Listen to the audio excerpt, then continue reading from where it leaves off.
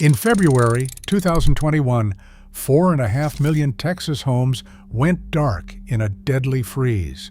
Families with $10,000 generators sat cold when the propane ran out. Meanwhile, an 83-year-old widow in Abilene stayed warm for 9 days using tricks her mother taught her during the Depression. Number 14 is how she did it.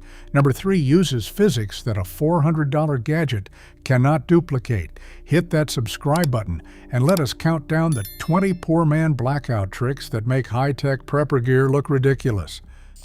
Number 20, the Crisco candle. Walk into any prepper store and they will sell you a rechargeable LED lantern for $180 that dies in 12 hours. Your grandmother would have laughed. A 48-ounce can of vegetable shortening, the kind that costs about $6 at any grocery store, becomes a candle that burns for over 40 days. You push a wick or even a rolled strip of cotton from an old t-shirt down into the center of the shortening with a pencil. Leave a half-inch sticking out. Light it. That is the whole trick.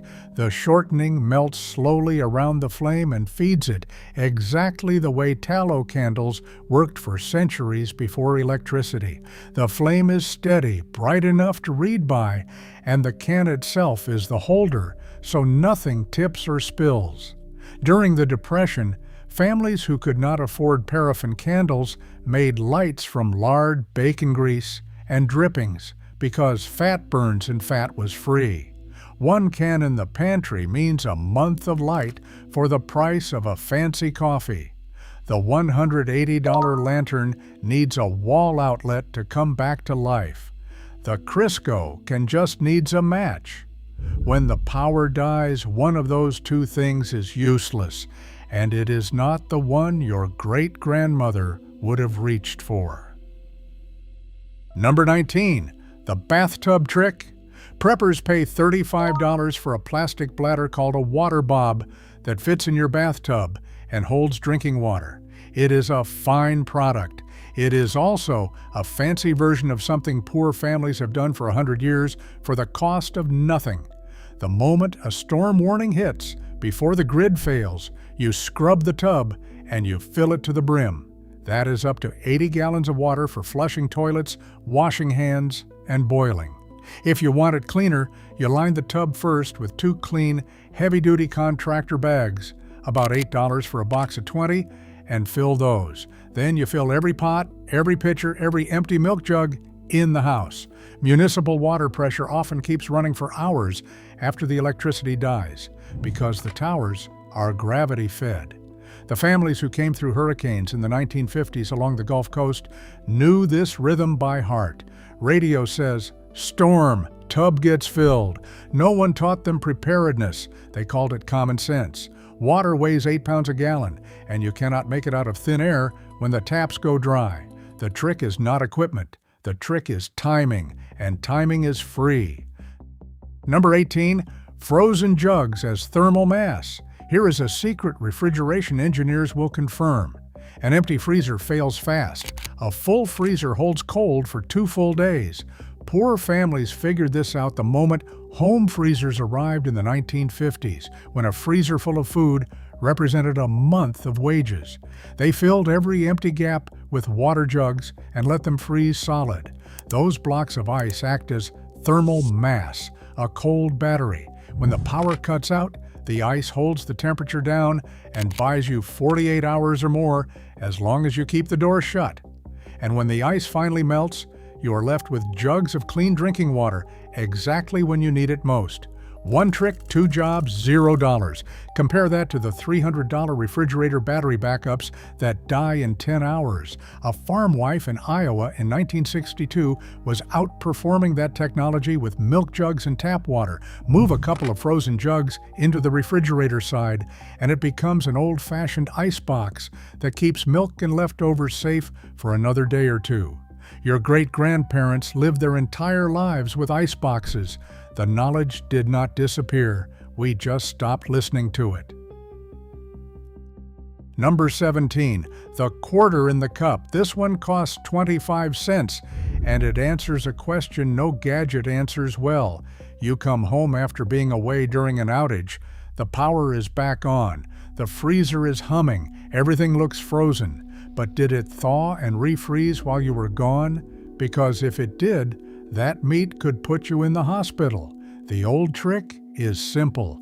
Keep a cup of frozen water in your freezer with a quarter sitting on top of the ice. If the quarter is still on top, nothing ever melted. If the quarter is at the bottom of the cup, everything thawed completely and refroze, and it all goes in the trash. If it is frozen halfway down, things got soft, but probably stayed cold enough.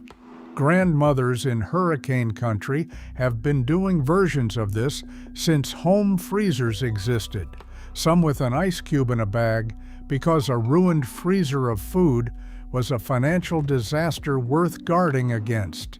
Today they sell digital freezer monitors with Wi-Fi alerts for $60, which is wonderful until the Wi-Fi is down, which during a blackout it is. The quarter does not need a network.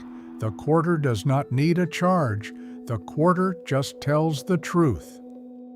Number 16, dollar store solar lights. This might be the single highest value blackout trick in America, and it hides in plain sight in your neighbor's flower bed.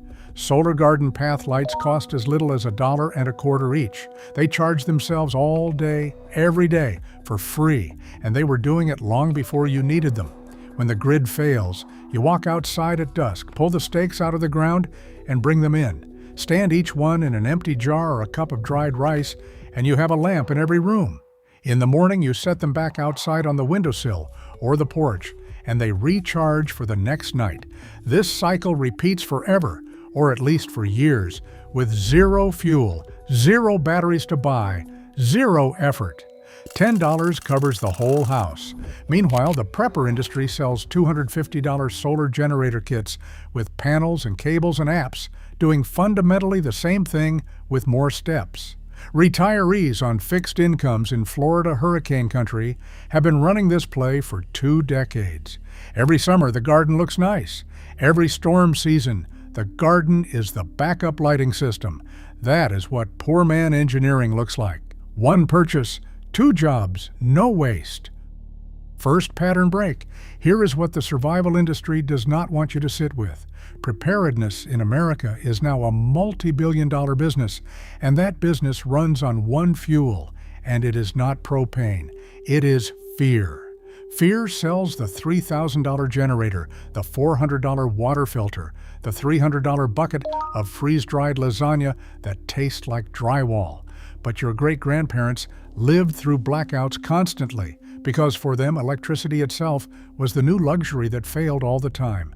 They did not own gear. They owned habits. The dripping can by the stove, the full pantry, the wool blankets in the cedar chest, the neighbors they knew by first name. Every trick on this list survived because it worked when nothing else was available. You cannot say that about a gadget with a lithium battery and a firmware update. Number 15, your car is already a generator. People spend $2,000 on portable power stations, and the whole time a generator is sitting in the driveway. Every car is a gasoline-powered electricity plant. A simple power inverter, the kind that plugs into the cigarette lighter socket, costs about $20 at any auto parts store and turns your car into a charging hub for phones, flashlights, rechargeable batteries, and radios. Run the engine for 20 minutes a few times a day, outside, in open air, never in a garage, never near a window, and you keep every small device in the house alive indefinitely on the gas already in your tank. Working families have known this since cars had lighter sockets. Long-haul truckers built entire mobile lives on it. During the 2003 Northeast blackout, when 50 million people lost power, the people with charged phones were largely the people sitting in their cars. Half a tank of gas holds more usable energy than a whole shelf of consumer battery packs. The prepper catalog will never tell you this because you cannot sell a man a generator when he already owns one. Keep your tank above half full as a habit. That habit costs nothing and it is worth more than the shiniest box in the catalog. Number 14, the one warm room. This is how that widow in Abilene made it through 9 days of the Texas freeze, and it is how families survived winters for centuries before central heating existed. You do not try to heat the house, you shrink the house. Pick one small room, ideally one with few windows, on the south side if you have the choice. Everyone moves in, close every door in the rest of the home.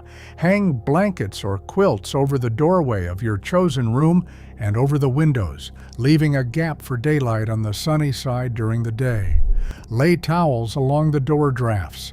Now the only heat you need to hold is the heat of the bodies inside, and human bodies put out about as much warmth as a 100-watt bulb each. 4 people in a small sealed room raise the temperature remarkably fast. Add candles carefully and the effect grows. Depression families did this every winter as a matter of course. They shut off the parlor in November and lived in the kitchen until March. A whole house standby generator costs $10,000 to $15,000 installed. A stack of blankets and a closed door cost nothing, and the blankets never run out of propane. Number 13, the Cinder Block Rocket Stove. 4 cinder blocks, about $8 at any hardware store. Stack them right, with one block turned to form an L-shaped tunnel, and you have built a rocket stove, one of the most efficient wood-burning designs ever created. The chimney effect pulls air through the burn chamber so fiercely that a handful of twigs, the kind of yard debris you rake up and throw away, boils a full pot of water in minutes. No charcoal, no propane, no fuel to buy, ever. The design is so effective that engineers distribute versions of it in developing countries, and aid organizations have studied it for decades because it cooks a full meal on 1/10 of the wood an open fire needs. Meanwhile, the camping industry will happily sell you a titanium stove system for $400 that does the same job with fuel canisters that cost $10 each and are sold out the day after every storm. Set your blocks on bare ground or pavers, outside, away from anything that burns, and you have a permanent outdoor kitchen that costs less than lunch. Farm families and hunting camps have improvised stoves like this out of stacked stone and stovepipe for generations. The physics were always free. Somebody just figured out how to charge for them. Number 12, the windshield shade solar cooker. That silver accordion reflector you throw on your dashboard in July costs about $10. Folded into a funnel shape and secured with a couple of clips, it becomes a solar cooker that reaches temperatures over 200 degrees on a clear day. You place a dark pot inside a clear oven bag, set it in the center of the funnel, aim the whole thing at the sun, and walk away.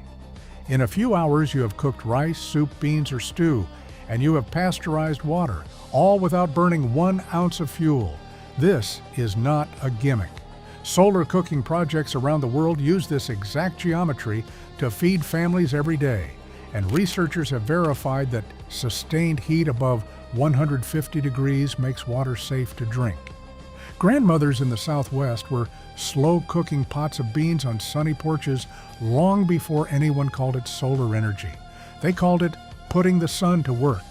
The catalog version, a parabolic solar oven with a thermometer and a carrying case, runs $250 to $400. The sun does not check the receipt. It heats the $10 funnel exactly as hard as it heats the expensive one. Number 11, the 2-pot refrigerator. This trick is over 4,000 years old, and it still embarrasses modern coolers. You take 2 unglazed clay flower pots, one small enough to sit inside the other, and you fill the gap between them with wet sand. Cover the top with a damp towel.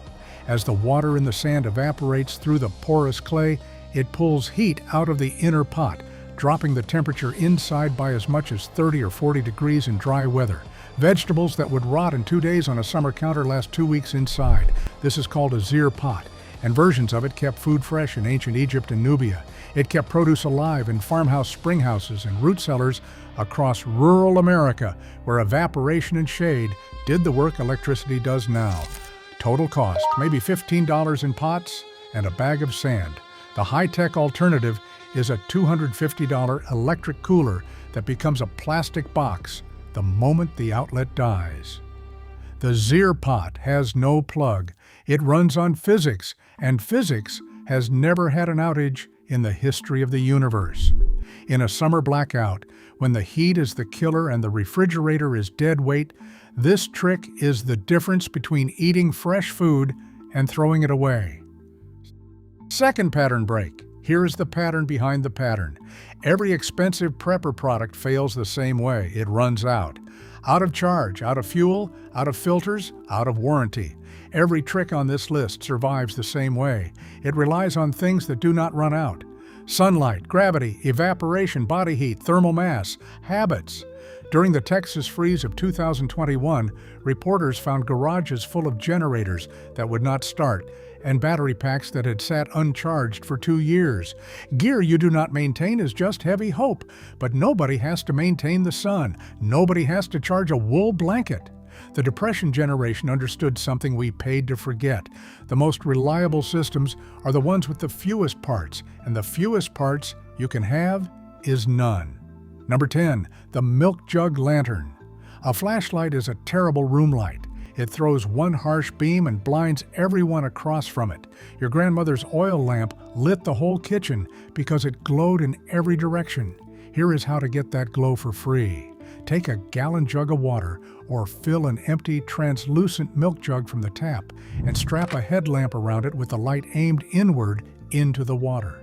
The jug becomes a diffuser. That single harsh beam turns into a soft lantern that fills an entire room with even gentle light, bright enough for a family to eat dinner, play cards, and see each other's faces. One set of batteries, whole room light, zero extra cost. Emergency crews and campers pass this trick around like folklore because it works so absurdly well. The store-bought answer is a $60 LED area lantern, which is a fine machine that does what a $2 jug of water does. Poor man's engineering is not about doing without. It is about noticing that the answer is already sitting on the counter. Light one jug in the kitchen and one in the hallway, and a blacked-out house stops feeling like a cave and starts feeling like home again. That feeling matters more on night 3 than anyone admits. Number 9, bubble wrap windows. Windows are where your heat escapes. A single pane of glass leaks warmth 10 times faster than an insulated wall. Preppers buy thermal curtains at $80 a window. Greenhouse growers who cannot afford to lose a crop to one cold night use bubble wrap. You cut a sheet of ordinary packing bubble wrap to the size of the glass, spray the window with plain water, and press the bubble side against the wet pane. It sticks by itself, no tape, no glue, and peels off clean in the spring. Those trapped air pockets cut heat loss through the glass roughly in half, and daylight still comes through soft and bright.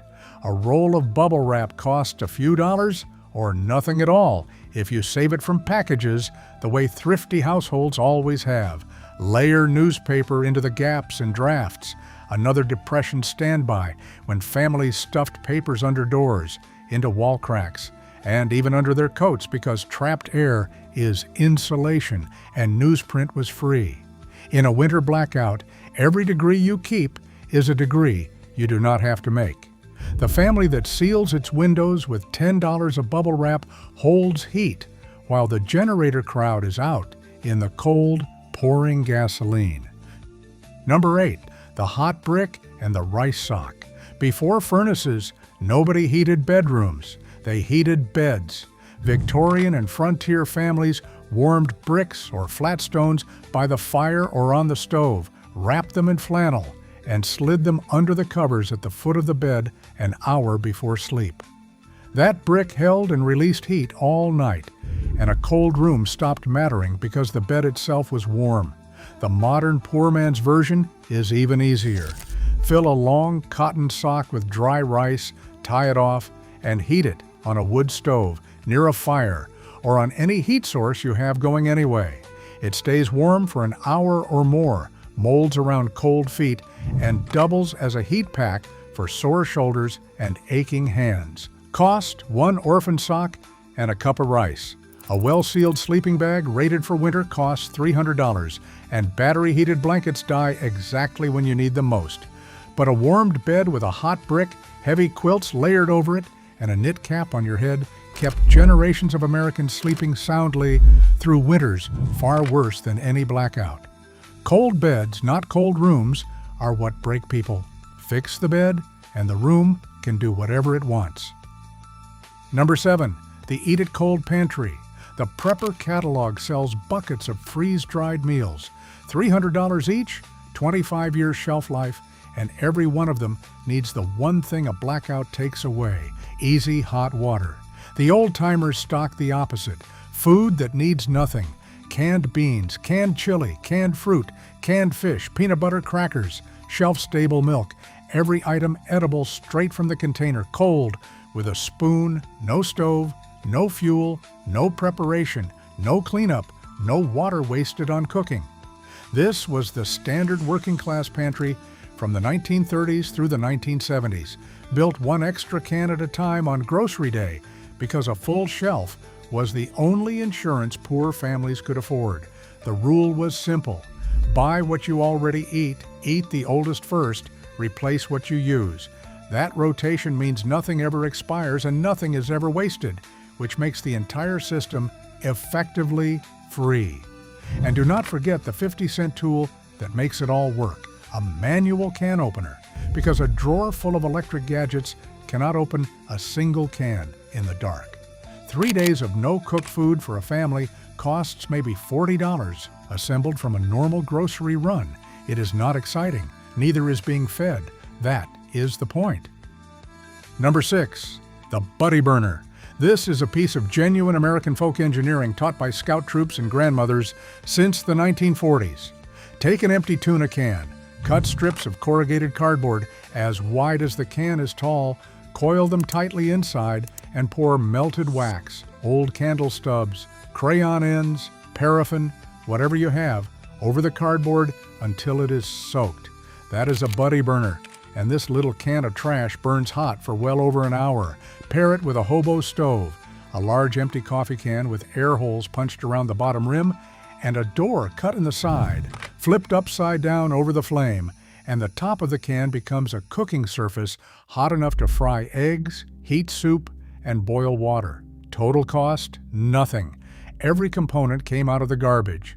Families in the Depression cooked on improvised can stoves exactly like this, and the design has never been improved because there is nothing to improve. The camping industry's answer is a folding stove with proprietary fuel tablets, $40 plus refills forever. The Buddy Burner refills itself every time a candle burns down or a package arrives. Make 2 of them on a rainy afternoon with your kids. It is a craft project that happens to be survival equipment. Third pattern break. Notice what has been true about almost every entry so far.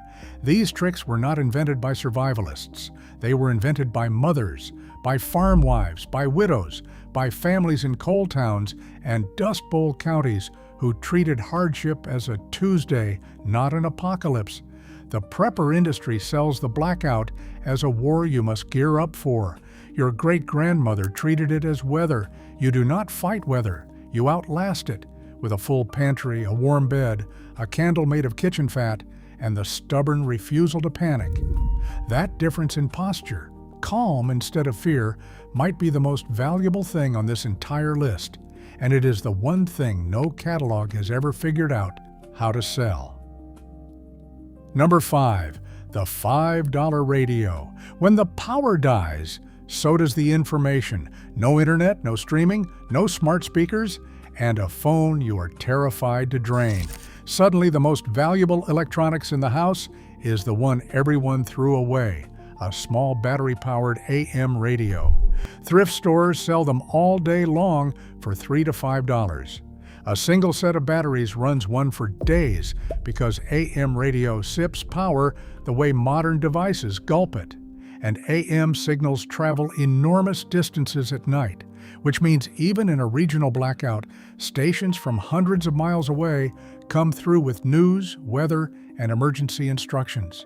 During the 2003 blackout and every major hurricane since, transistor radios on porches became the neighborhood's nervous system, exactly as they were in the 1960s, when families gathered around them as a matter of routine. Emergency officials still list a battery radio as essential, yet millions of households own $1,000 phones and no radio at all. The $90 prepper version adds a crank and a solar panel, and if you find one cheap, fine.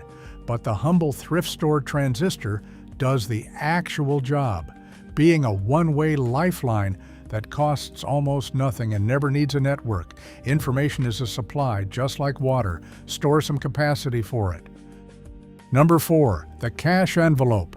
Here is the blackout trick that has nothing to do with your house and everything to do with the first 24 hours. When the grid goes down, every card reader, every ATM, every payment app in town dies with it. The economy goes back to 1955 instantly, and in 1955, cash was king. During the 2003 Northeast blackout, stores that stayed open went cash only within the hour, and the people who could buy ice, batteries, food, and gasoline were the people with paper money in their pockets. The old-timers never needed to learn this lesson because they never stopped practicing it. The coffee can of small bills, the envelope taped inside the closet, the pin money folded in the sugar jar. Depression families kept cash at home because they had watched banks fail, and the habit outlived the reason. The poor man's version cost nothing but discipline. $100, maybe $200, in 5s, 10s, and 1s, never 20s, because a store with no power cannot make change, hidden somewhere only you know. It sits there for years doing nothing, and then one dark evening it becomes the most powerful prep you own. Every generator in the world cannot buy a bag of ice if the register cannot see your card. Number 3, the blanket box. This is the entry with the physics no gadget can beat, and it is called retained heat cooking. Here is the trick. Fuel is the scarcest thing in a blackout, and most of the fuel you burn while cooking is wasted, keeping a pot at a simmer. So do not simmer. Bring your pot of rice, beans, soup, or stew to a hard boil for just 5 or 10 minutes, then take it off the heat, lid on tight, and bury it in a box or laundry basket packed with blankets, pillows, or sleeping bags. Sealed inside that insulation, the pot holds its heat for hours, and the food finishes cooking itself completely for free. Rice is done in an hour, a stew is done by supper, and still hot. Our great-grandmothers called this a hay box because they packed the box with hay. And during World War I and the Depression, it was promoted in newspapers as patriotic fuel-saving cookery. It cuts fuel use by as much as 80%, which in a blackout means your small stash of twigs, wax, and propane stretches 4 times as long. Today, boutique companies sell insulated Wonder Ovens for $150. It is a bag of blankets. You already own the bag of blankets. Physics does not care what you paid. Number 2, the blackout drill. Every trick on this list is worth less if the first time you try it is in the dark, cold, and scared. So the second most powerful prep in existence costs $0 and 1 evening. Pick a night. Flip the main breaker off. Now live your own advice. Find the flashlights and discover which drawers you cannot find in the dark. Light the Crisco can. Rig the milk jug lantern. Make dinner on the buddy burner in the backyard. Put the kids to bed with a rice sock. You will learn more in 3 hours than in 3 years of watching videos. And what you learn will be specific to your house, your family, your gaps. Fire departments have preached home drills for a century for one reason. Under stress, people do not rise to the occasion. They fall to the level of their practice. Militaries know it, athletes know it, and the old rural families knew it without naming it, because for them, the practice was just life. The wood stove lit every day, the lamps trimmed every week. A drill turns panic into routine, and routine is the real survival gear. Strips of glow-in-the-dark tape on stair edges and door frames, $3 a roll, will make your midnight house navigable forever. But the drill is what makes you calm, and calm is what makes everything else work. Number 1, the neighbor network. Here is the trick that outperforms every generator ever built, and it cannot be bought at any price. Know your neighbors. Every serious study of disaster survival lands in the same place. The strongest predictor of who comes through a crisis is not equipment or income. It is social connection. In the deadly Chicago heat wave of 1995, researchers found that people died alone behind locked doors, while identical neighborhoods with strong street life, where people knocked and checked, lost far fewer. In Texas in 2021, the houses that stayed warm were the ones where 3 families consolidated under one roof, pooled their food, their blankets, their body heat, and their skills. One neighbor has a chainsaw, one has a well, one is a nurse, one has a wood stove and room on the floor. Separately, they are 4 vulnerable households. Together, they are a system with redundancy no catalog can sell. Your great-grandparents did not call this preparedness. They called it a neighborhood, and it was the only insurance most of them ever had. Barn raisings, shared harvests, the pot of soup carried next door. That was the grid before the grid. The poor man's version costs a knock on the door and a plate of cookies. Learn 3 names on your street this month. When the lights go out, you will not be a household in the dark. You will be part of something that has kept people alive for 10,000 years. Here is my challenge. Do one of these this week. Just one. Fill a jug for the freezer, put a quarter on a cup of ice, make a buddy burner, or knock on one neighbor's door. Then come back and tell me if I am wrong. Drop the trick you are trying in the comments. I want to see if the Crisco candle gets more love than the blanket box. And I want to know if your grandmother had a trick that did not make this list. Because the people who survived the hard years did not have gear. They had knowledge. Now you have it too.